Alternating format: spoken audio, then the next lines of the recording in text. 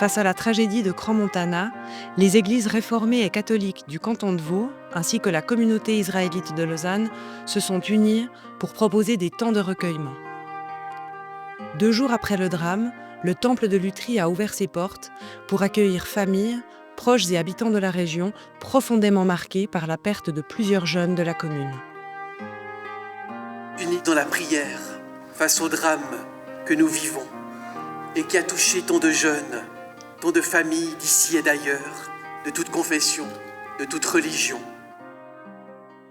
Au-delà d'un village, c'est un pays entier qui est touché. Et ce soir, nous nous associons à cette peine, à ce chagrin.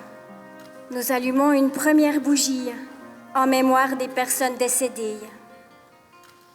Pour moi, la mission de l'Église dans ces conditions si dures, si extrêmes, c'est vraiment d'aller à l'essentiel, c'est-à-dire d'aller à la rencontre de celles et ceux qui sont fragilisés, d'essayer de les accompagner au mieux, de montrer que nous sommes là en tant qu'Église pour dire que Dieu est présent dans cette souffrance, qu'il n'en est pas absent. Nous te prions pour toutes les familles d'ici et d'ailleurs, plongées dans la terrible incertitude de savoir si leurs enfants sont vivants ou non, qui redoutent qu'ils soient entre la vie et la mort. Parmi les victimes, beaucoup étaient apprentis, gymnasiens, étudiants. Nous te prions pour leurs amis, durement touchés par ce malheur, en cette nuit qui devait être une journée de fête et d'amitié. Dans les 2 ou 3 premiers jours, la douleur est tellement forte, la sidération est tellement implacable que la souffrance, elle est comme brute, c'est comme un énorme bloc dur qu'on ressent dans le cœur des gens qui sont en face de nous et qu'on a soi-même aussi un bout en soi. J'ai vu aussi chez les bénévoles laïcs un très grand élan de solidarité qui montrait ce besoin de se montrer présent auprès des personnes fragilisées par les événements. Moi, j'étais en France. Et puis, une de nos conseillères de paroisse a discuté avec le pasteur M. Brouze. On a créé un groupe WhatsApp, les 2 pasteurs, cette conseillère de paroisse et moi. On a eu heureusement pas mal d'aide aussi des gens de la paroisse, des bénévoles. On a eu de l'aide aussi des gens de l'Église catholique voisine. Et puis après, il y a eu toute la réflexion de qu'est-ce qu'on propose pendant ce moment-là. Est-ce que c'est que du silence? Est-ce qu'on met de la musique? Est-ce qu'on met des paroles? Donc il y a eu toute une mobilisation. Et je pense que ça fait aussi du bien de pouvoir proposer quelque chose dans ces temps-là, de pouvoir être dans l'action.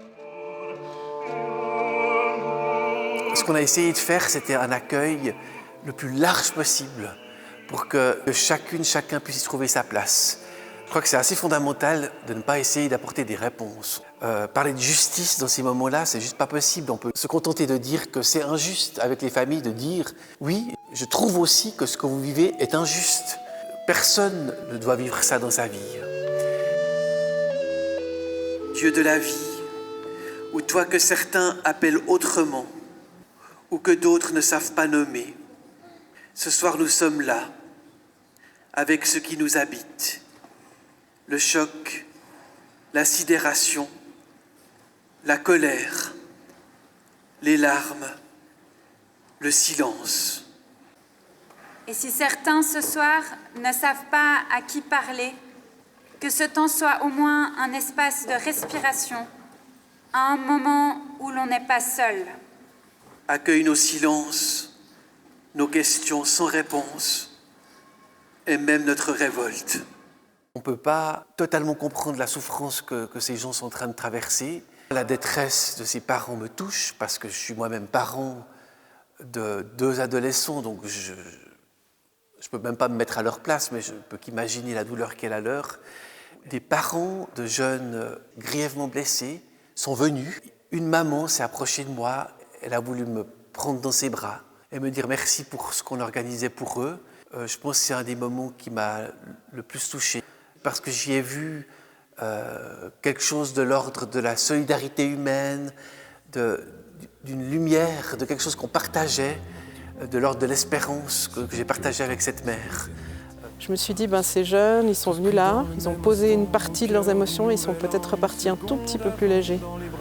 Pour moi, la mission de l'Église, c'est d'être ouverte à ce qui se passe dans le monde et dans la ville où on est. C'est comme ça que je vois mon engagement. Tu vois.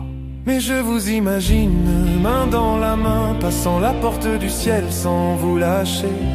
Vous dansez encore au-dessus du chagrin, dans une lumière douce où rien ne peut brûler.